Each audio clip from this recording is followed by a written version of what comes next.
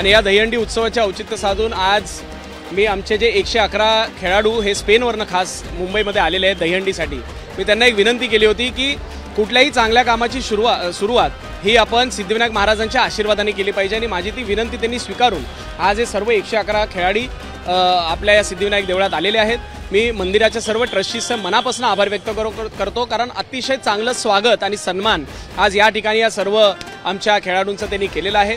आणि नक्कीच महाराष्ट्राची जी परंपरा आहे, महाराष्ट्राचं जे संस्कृती आहे, ही संस्कृती पोचवण्याचं काम आज संस्कृती व प्रतिष्ठानच्या माध्यमातून आदरणीय प्रताप सरनाईक साहेब असतील, आदरणीय एकनाथ शिंदे साहेब असतील आणि मी स्वतः करत आहे। उद्या खरं तर तुमची फार आकर्षण असतं, काय नेमकं आकर्षण असणार आहे? बघा, उद्या हे स्पेनचे सर्व जे खेळाडी आहेत हे उद्याच्या दिवशी खेळाडू जे आहेत ते येणार आहेत आणि आज त्यांनी या ठिकाणी 5 थराची सलामी म्हणजे 5 एक्के लावून दिलेली आहे। उद्या हेच खेळाडू उद्या 8 थराची सलामी देणार आहेत आणि नक्कीच बघा, उत्सव आहे, उत्सवामध्ये दरवर्षी काही ना काही नवीन होतच असतं।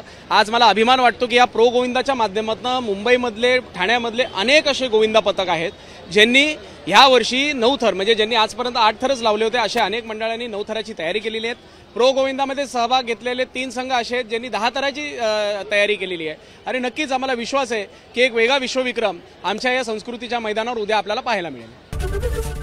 एबीपी माझा, उघडा डोळे बघा नीट।